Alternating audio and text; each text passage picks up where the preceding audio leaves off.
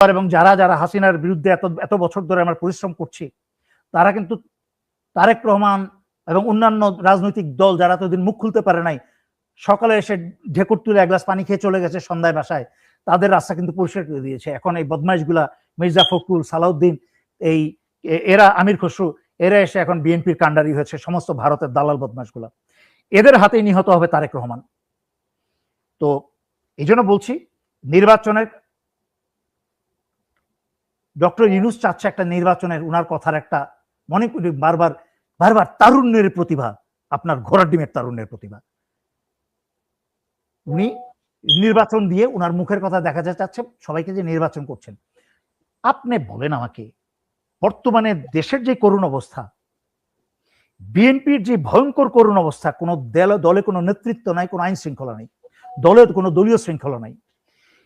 একটা নির্বাচনে কথার কথা ধরে নিলাম যে কোনো অপকর্ম হলো না, ব্যালট বক্স চুরি হলো না, মারামারি হলো না, বিএনপি ক্ষমতায় আসলো, আপনি কি মনে করেন এই ভারত নির্ভরশীল এই বিএনপি বর্তমানে দেশের এই করুণ অবস্থায়, বাংলাদেশের ডিএনএ কিন্তু চেঞ্জ হয়ে গেছে।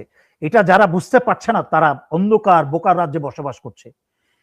গত 16 বছরের বাংলাদেশের যে ডিএনএ ছিল, জুলাই আগস্টে কিন্তু বাংলাদেশিদের ডিএনএ পরিবর্তন হয়ে গেছে। এই বাড়ি কিন্তু তারেক রহমান, মির্জা ফখরুল, সালাউদ্দিন এরা সামলাতে পারবে না। হাসিনা তো 16 বছর টিকে ছিল, 6 মাসের মাথায় এই সালাউদ্দিনরা পাছার লুঙ্গি তুলে এরা দৌড়ে পালাবে, আবার ভারতই পালাবে। তো সেই জন্য বলছি, কথা আজকে ভিডিও লম্বা করতে চাই না, বেশি লম্বা করলে আগের যে কথাগুলো বলেছি আমাদের করণীয় কি, আমাদেরকে এখন আক্রমণে যেতে হবে, এটা ভুলে যেটা জানতে চাই যে এই যে বাংলাদেশে খুব কোনো খারাপ পরিস্থিতি হলে অনেকে বলছে যে আর্মি ক্ষমতা নিয়ে নিতে পারে, এরকম কোনো সম্ভাবনা আপনি দেখেন কিনা? আমি এরকম কোনো সম্ভাবনা দেখি না। আমি তো চাপাবাজ হুজুগে না, আমি অনুসারী বৃদ্ধি করার জন্য এইসব কথা বলি না। কেন সহজ, আমি বলছি না যে আমি গণক, আমি ভবিষ্যৎ, নাউজুবিল্লাহ আস্তাগফিরুল্লাহ, আমার নিজের ভবিষ্যৎ আমি জানি না, আমি অন্যটা বলবো কি করে। আমি বলছি সমস্ত সিমটমস, সমস্ত কিছু সিচুয়েশনাল এভিডেন্স যা হচ্ছে সবকিছু মিলে বর্তমান অবস্থা দেখে পরিপ্রেক্ষিতে সেনাবাহিনী কেন নিবে না? কারণ সেনাবাহিনী নিতে পারবে না। সেনাবাহিনী পারলে চাইবে সকল দোষ ডক্টর ইউনূসের উপর যাক। সেনাবাহিনী এখন ক্ষমতা নিলে এই যে লেজে গোবরের অবস্থা, সেনাবাহিনী কিভাবে সামলাবে? সামলানো তো সেনাবাহিনীর কোনো উপায় নাই। সেনাবাহিনী যদি বলে যে নির্বাচন এতদিন দিব না, কিন্তু তার আগে তো সেনাবাহিনীতে প্রমাণ করতে হবে, সেনাবাহিনীর সিনিয়র অফিসাররা, সেনা প্রধান পরিবর্তন হতে হবে। কারণ কখনোই হাসিনার আত্মীয়কৃত জনগণ সেনাপ্রধান বা সেই প্রধানের পরিচালিত বা নেতৃত্বে সেনাবাহিনী দেশের ক্ষমতা দখল করুক, এটা তো জনগণ মেনে নিবে না। কারণ জনগণকে শিলে পাটায় দেশপ্রেম বেটে খাওয়ালেও কিন্তু জনগণ বিশ্বাস করবে না যে উনি ভারতের কথায় বা আওয়ামী লীগের কথায় চলছেন না। পুরোপুরি না চললেও উনার উপরে যে একটা ইম্প্যাক্ট নাই বা প্রভাব নাই, এটা জনগণ কোনোদিনই বিশ্বাস করবে না, এবং দেশপ্রেম এবং ইমান বেটে খাওয়ালেও বিশ্বাস করবে না। আমি কি মিথ্যা বললাম এইটুকু? না। দ্বিতীয় কথায় আসি, সেনাবাহিনী কেন নিবে না?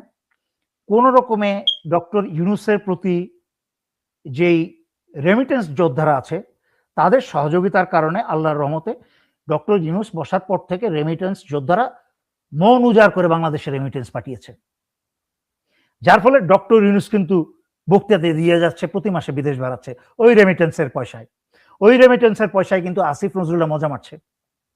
কিন্তু সেনাবাহিনী ক্ষমতা নিলে বাংলাদেশে রেমিটেন্স বন্ধ হয়ে যাবে। পেটে যদি ভাত থাকে তাহলে কিন্তু ওই যে বলে পেটে খেলে পিঠে সয়, ছোটবেলা তো এগুলো মুখস্থ করতে হতো, কিন্তু বড় হয়ে বুঝতে পারি এগুলোর মানেটা কি। যে এখন পেটে খাবার থাকলে পরে আমরা যেমন বলি আর্মি মার্চেস অন বেলি, মানে আর্মির পেটে যদি খাবার থাকে, রেশন থাকে, তাহলে আর্মি মার্চ করতে পারে, পাহাড় থেকে জাম করে পড়ে যেতে পারে, জীবন দিয়ে দিতে পারে। কিন্তু যদি অ্যাডমিনিস্ট্রেটিভ প্রবলেম হয়, সেনাবাহিনীর পেটে যদি খাবার না যায়, যুদ্ধ ওখানেই শেষ, গুলি করা লাগবে না, ওখানেই পড়া যায়। এমনি ভাবি, যদি অর্থনীতি না ঠিকে, ব্যাংকে টাকা না থাকে, লোন পরিশোধ করার ক্ষমতা না থাকে, বাজার সামাল না দিতে পারে, আমদানি প্রয়োজনীয় আমদানি না করে, তাহলে সেনাবাহিনী সরকার চালাবে কিভাবে? তাহলে গণপিটুনি যেটা ডক্টর ইউনূসের পিঠে পড়তো, এটা তো সেনাবাহিনীর পিঠে পড়বে। আপনি কত রাউন্ড, কত লক্ষ গুলি আছে, 18 কোটি জনগণের বিরুদ্ধে কত লক্ষ গুলি আছে, কত গুলি করবেন? পৃথিবীর সামনে গুলি করে তো জনগণ ঠান্ডা করতে পারবেন না।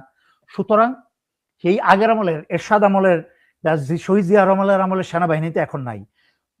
তখন সেনাবাহিনীতে কিন্তু 65 ওয়ার করা, পাকিস্তান কমিশন, 71 যুদ্ধ করা, স্বাধীনতা যুদ্ধ করা পাকিস্তান কমিশন সেনাবাহিনী, নৌবাহিনী, বিমান বাহিনী অফিসার ছিল। তাদের কিন্তু বলস ছিল, তাদের কি বলে দেশপ্রেম ছিল, তাদের একটা হ্যাডম ছিল। তারা ভারত কাউরে 2 পয়সা পাত্তা দিত না। আর এই ফরমালিন জেনারেলরা, এই ভারত কমিশন আর হাসিনা কমিশন ফরমালিন জেনারেলরা, এদেরকে এক কাপ কফি খাওয়ালে এরা বিক্রি হয়ে যায়। আর হাতে 2, 4, 5, 100 কোটি টাকা দিয়ে দিলে তো কথাই নাই। তো সুতরাং তারা সেইভাবে আগের দিন নাই। সেনাবাহিনী ক্ষমতা নিয়ে দেশ রক্ষা করতে পারবে না, 2 মাস চালাতে পারে কিনা সন্দেহ আছে। 1/11 সময় মানুষ মেনে নিয়েছিল, কারণ তার আগ পর্যন্ত বহুদিন সেনাবাহিনী মাঠে আসে নাই। তখন কিন্তু আমিও মাঠে থেকে অনেক কাজ করেছি। তো তখনও পর্যন্ত সম্ভব হয়েছিল। তখনও কিন্তু সারা বাংলাদেশের গ্রামগঞ্জে, ঢাকা শহরের গুলশান এলাকায় কিন্তু রাত বিরাতে একটা মেয়ে মানুষ একলা চলতে পেরেছে। মানে ধর্ষণ তো দূরের কথা, কেউ এসে বিরক্ত করবে সেই সাহস কারোর হয় নাই। কিন্তু বর্তমান সেনাবাহিনীর যে অবস্থা, যে একটা চাকুরিরত সৈনিক তার স্ত্রীকে পিটিয়ে, মেরে, চুল ছিঁড়ে, খুর দিয়ে হাত পা কেটে, তার 2টা পেটে থাকা 2টা সন্তান হত্যা করে, তার 18 মাসের একটা সন্তানকে, মেয়ে সন্তানকে উপর অত্যাচার করে, ওই চাকরিরত সৈনিকের বোন, মা এবং ভাইরা সব ওই মেয়ের বাসায়, এতিম মেয়ের বাসায় গিয়ে দিন রাত পিটিয়ে মেয়েটার উপর অত্যাচার করেছে। তার বিরুদ্ধে সিভিলে মামলা হয়েছে, তার বিরুদ্ধে গ্রেফতারি পরোয়ানা জারি হয়েছে। যেখানে আমাদের আমলে, যেই সেনাবাহিনীতে আমি চাকরি করেছি, একটা সৈনিক এবং অফিসারের চাকরি চলে যাওয়ার কথা এবং জেল হওয়ার কথা, চাকরি থেকে বের করে দিয়ে সিভিল জেলে সরকারের হাতে তুলে দেওয়ার কথা।